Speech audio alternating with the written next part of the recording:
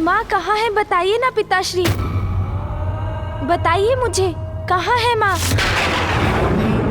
मैं कैलाश लौटूं और माँ मुझसे द्वार पर मिलने ना आए, ऐसा तो कभी हो ही नहीं सकता। माँ दिखाई क्यों नहीं दे रही है? पिताश्री, माँ को कुछ हुआ है क्या? तुम्हारी माँ को कुछ नहीं हुआ पुत्र, वो कुशल हैं। पिताश्री के मुख पर इतना दुख पूर्व में मैंने कभी नहीं देखा। कुछ तो अवश्य हुआ है। गणेश को ज्ञात होगा तो बहुत दुखी होगा, किंतु ये सत्य उससे छिपाया भी तो नहीं जा सकता। पुत्र, तुम्हारी माँ अब कैलाश में नहीं है, तुम्हारी माँ अब कैलाश में नहीं है, तुम्हारी माँ अब कैलाश में नहीं है।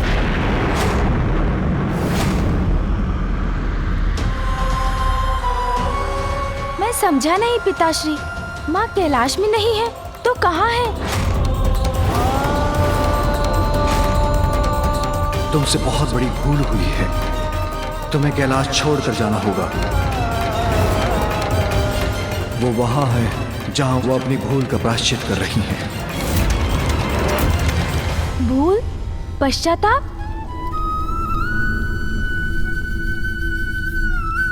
पुत्र, तुम्हारी माँ से बहुत बड़ी भूल हुई है, इसलिए मैंने तुम्हारी माँ से पृथ्वी पर जाकर तपस्या कर अपनी भूल का प्रायश्चित करने के लिए कहा। किंतु पिताश्री, क्या माँ की वो भूल वास्तव में इतनी बड़ी थी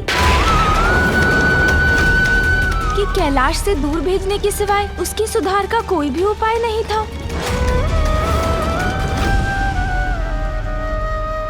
गणेश, मैं तुम्हारी भावना समझ रहा हूं पुत्र।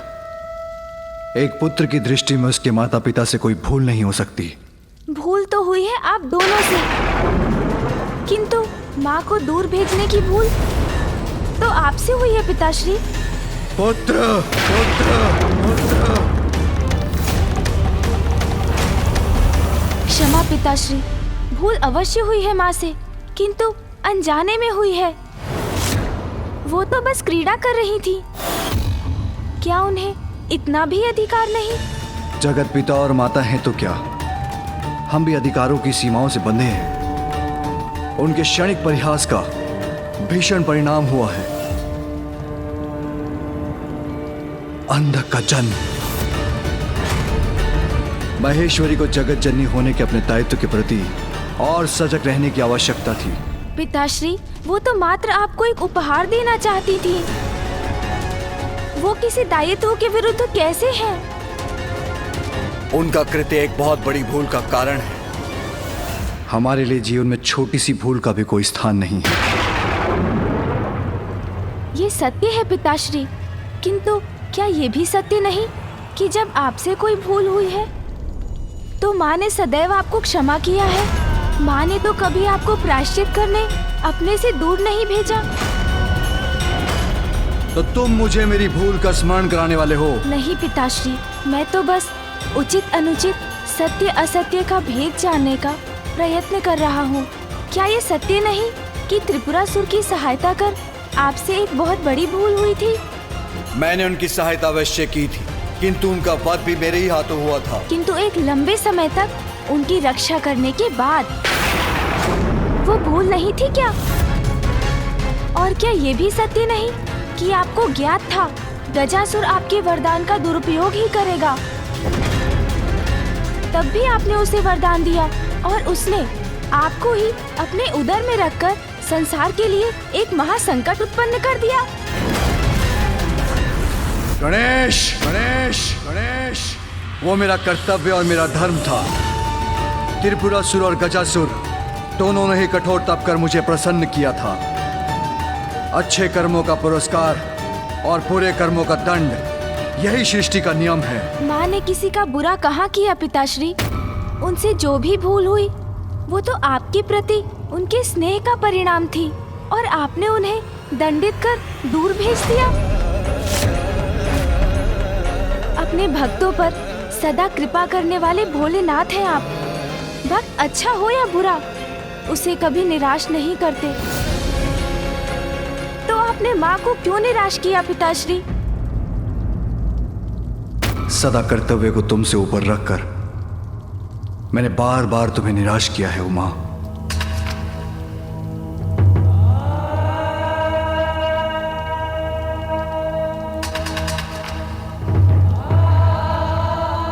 मुझे क्षमा करें पिताश्री, ये सब कहकर आपको दुख पहुंचाने का आशय नहीं था मेरा। कुछ भी अनुचित करने के बाद क्षमा मांगना बहुत सरल होता है गणेश, किंतु उससे भूल का परिणाम तो दूर नहीं होता। मैं तुम्हें यही समझाने का प्रयास कर रहा हूं। तुम्हारी मां से भूल हुई है तो उन्हें प्रायश्चित तो करना ही होगा। क्या उचित है और क्या अनुचित, ये तो व्यक्ति के दृष्टिकोण पर निर्भर करता है। सूर्य देव के उगने से जहाँ दिवस का प्रारंभ होता है, वहीं उनके तेज से रात्रि में जन्मे अनेकों कीट भी नष्ट होते हैं। इसलिए पिताश्री, यदि सूर्य देव का उगना कुछ जीवों के लिए उचित है तो कुछ के लिए अनुचित भी है। गणेश, गणेश, गणेश।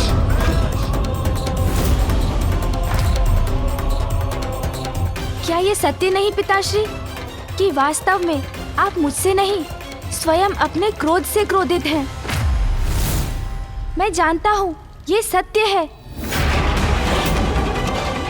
आप माँ को दूर भेजने पर विवश अवश्य हुए, किंतु आपके इस निर्णय के कारण आप स्वयं से ही कुपित हैं, क्योंकि माँ के बिना आप भीतर ही भीतर टूट रहे हैं।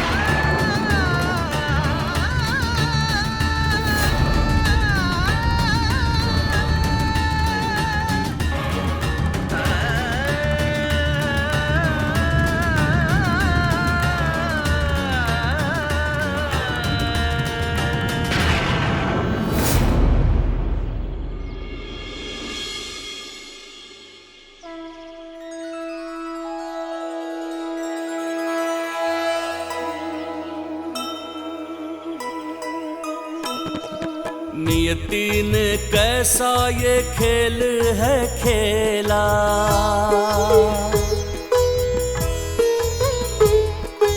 जननी के जीवन में दुख की ये बेला। दूर रह कर भी शिव शंकर के पास छोड़ी नहीं है माता गौरी ने आस।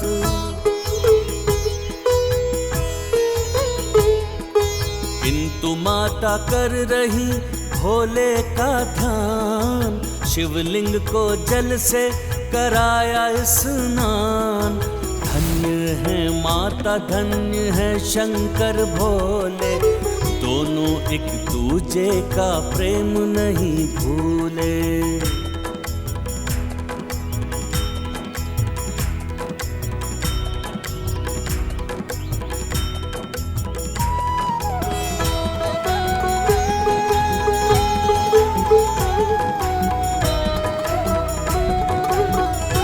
पिताश्री,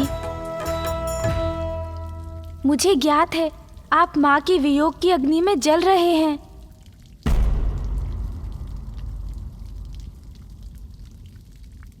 किंतु मैं विवश हूं पुत्र, मैं तुम्हारी मां के बिना नहीं रह सकता। किंतु मैं अपना प्रायश्चित पूर्ण किए बिना यहां वापस नहीं लौट सकती। उचित है, फिर तो कोई उपाय ही शेष नहीं है पिताश्री।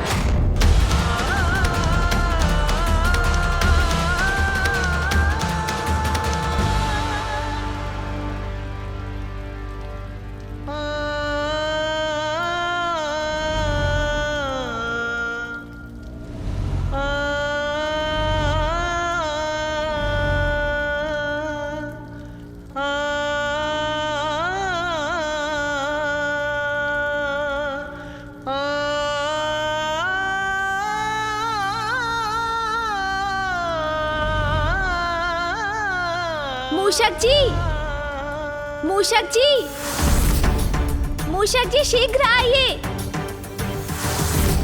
मूषक जी,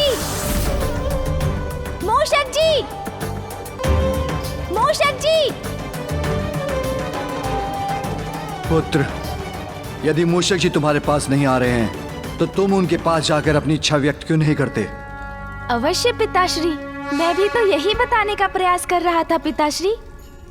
कि यदि माँ यहाँ नहीं रह सकती तो हम तो उनके पास जाकर रह सकते हैं।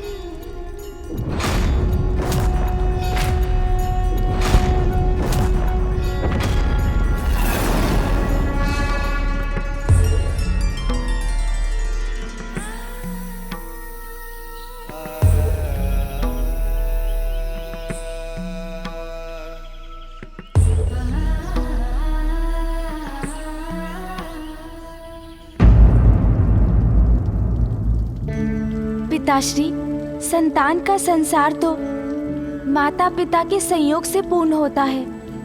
आप दोनों का वियोग मेरे संसार को अधूरा कर देगा पिताश्री। पुत्र, तुम्हारी माँ के बिना तो मेरा संसार भी शून्य है।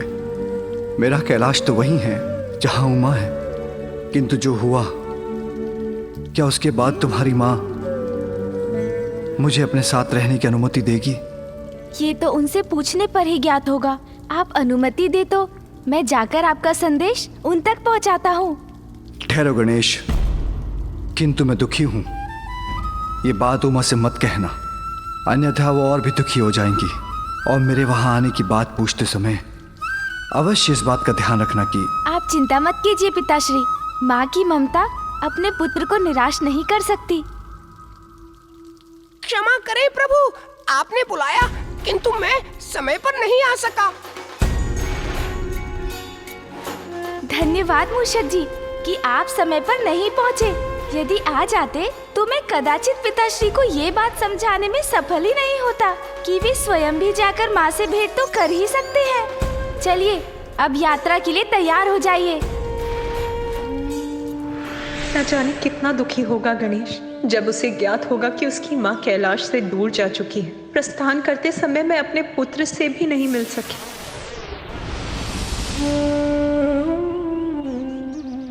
भोजन का भी समय हो गया है। स्वामी ने भोजन किया होगा कि नहीं, और गणेश ने? उसे तो भोजन अत्यंत प्रिय है। मेरे पुत्र गणेश को बहला लीजिएगा नाथ। यदि वो मेरे बिना भोजन अस्वीकार करे तो उस पर क्रोध मत कीजिएगा। अब तो आप ही उसके साथ हैं, इसीलिए आपको धैर्य रखकर ये निश्चित करना होगा कि वो भोजन समय पर कर रहा है।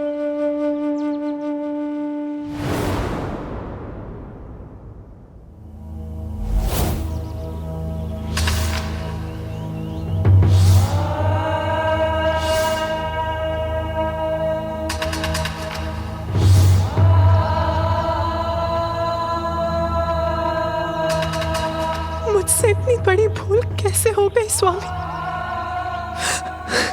अब मुझे अपने परिवार से, आपसे और अपने पुत्र गणेश से दूर रहना पड़ेगा। मैं आपसे दूर कैसे रहूंगी स्वामी?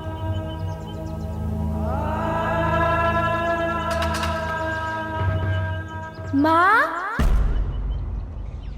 माँ, पुत्र, माँ, पुत्र, नहीं नहीं, ये मेरा भ्रम है। गणेश यहाँ कैसे आ सकता है? माँ,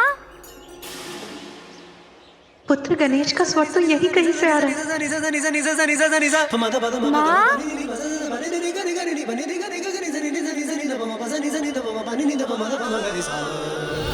माँ, नहीं नहीं, गणेश यहाँ कैसे हो सकता है? अवश्य ये मेरे मन का भ्रम ही है। विनायक पुत्र का अर्थ बताने आया। माँ, विघ्न के बादल माँ के मन से मिटाने आया। आज्ञाकारी माता का बस माँ को जाने। माता की आज्ञा को मैं सर्वोपरि माने। जीवन गणेश, समर्पित है तुझको माता। सांस सांस अर्पित है तुझको माँ, मैं आ गया माँ।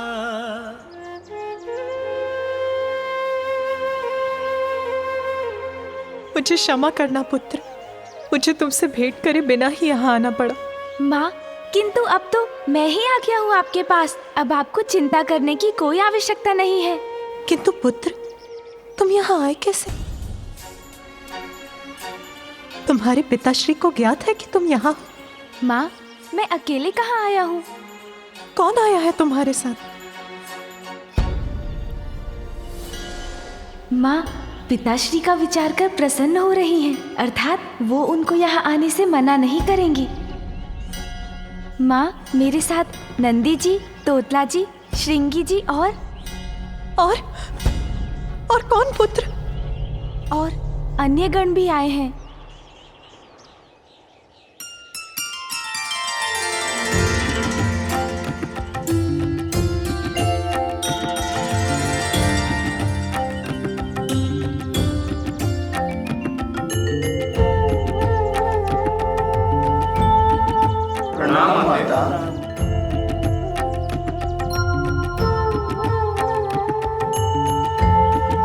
किंतु पुत्र, स्वामी को अकेला छोड़कर तुम यहाँ क्यों चले आए? नंदी जी, माँ, आप यहाँ तब के लिए आई हैं, अकेले कैसे संभाल लेंगी सब कुछ? नंदी जी और अन्य गण आपकी कुटिया का निर्माण कर आपके निवास का प्रबंध कर देंगे। उचित है। आपको यहाँ के अपने प्रवास में कोई कष्ट ना हो, हम उसकी व्यवस्था करना चाहते हैं माँ। और इसीलिए आप यहाँ बैठ जाइए और हमें करने दीजिए हमारा कार्य। उचित है। चलिए नंदी जी, हम अपना कार्य शुरू करें।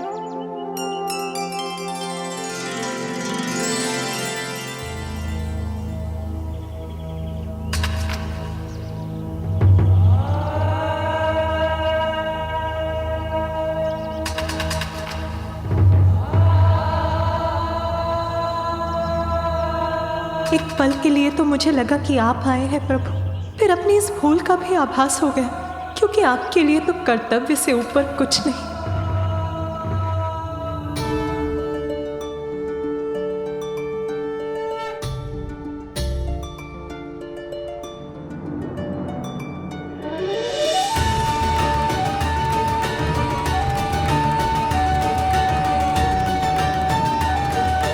गणेश के वहां पहुंचते ही पार्वती को अब तक मेरा संदेशा मिल गया। पुत्र, अपनी माँ का संदेशा लेकर शीघ्र कैलाश लौटना, क्योंकि अब मैं तुम्हारी माँ के बिना एकाकी नहीं रह सकता। पुत्र,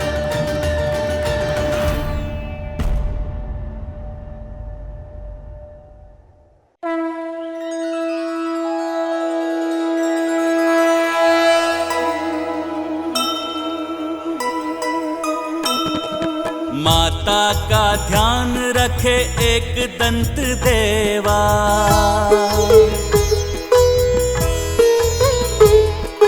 निकट चले आए देखो करने को सेवा।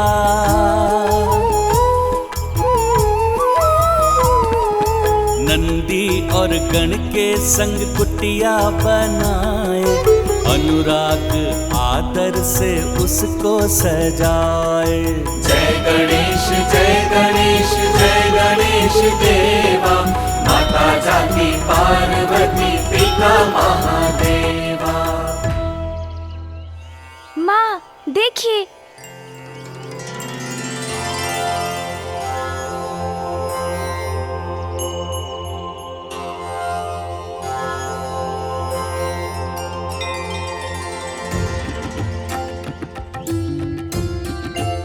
आइए माँ। माँ, आगे चलिए ना।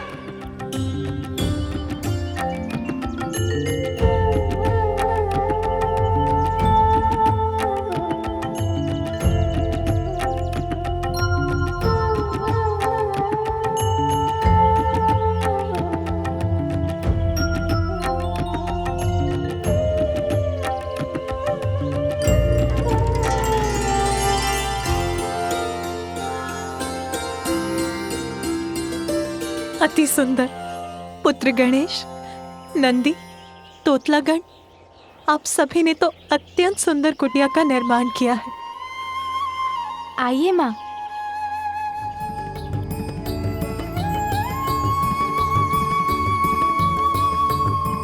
माँ, वो देखिए, बैठने का स्थान।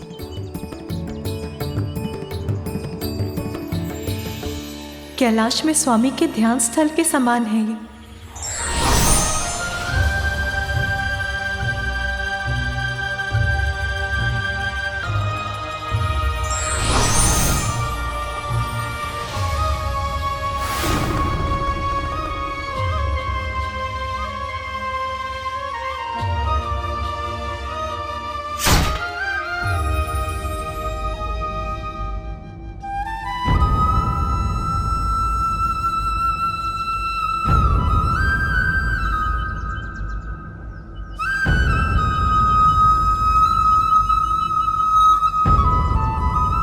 पुत्र, सभी कुछ अत्यंत सुंदर है, किंतु मेरे एकाकी के लिए ये कुटिया अत्यंत विशाल है। और ये ध्यान स्थल पिताश्री के लिए सर्वथा उचित है ना?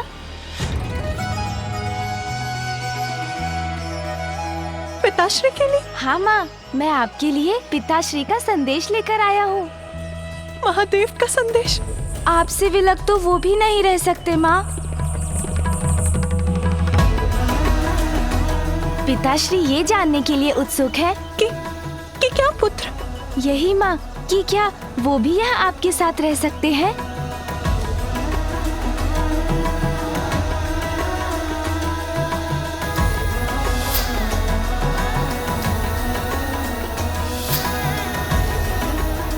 माँ बताइए ना, पिताश्री आ सकते हैं यहाँ?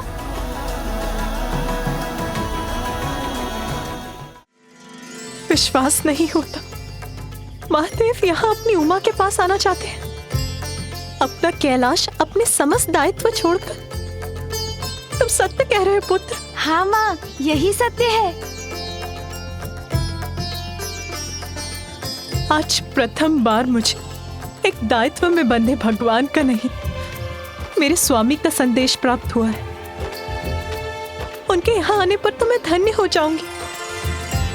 मेरे भीतर प्रसन्नता उमड़ रही है। मुझे लगा था कि मुझे वर्षों तक उनसे बिछड़ कर रहना होगा।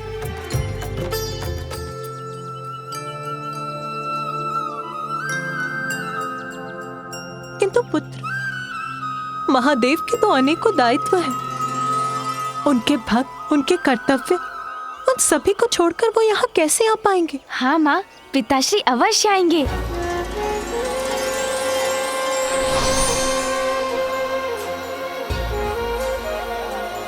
माँ, मैं वचन देता हूँ, इस कमल पुष्प के मुरझाने के पूर्व ही मैं पिताश्री को लेकर यहाँ आपके पास लौट आऊंगा।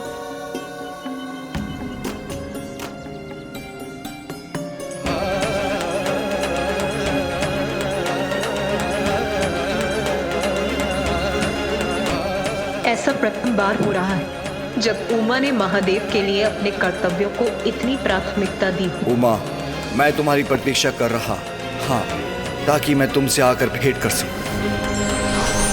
भूल छोटी हो या बड़ी, परिणाम तो नकारात्मक ही होता है, इसलिए हमें सोच विचार कर ही कार्य करना चाहिए।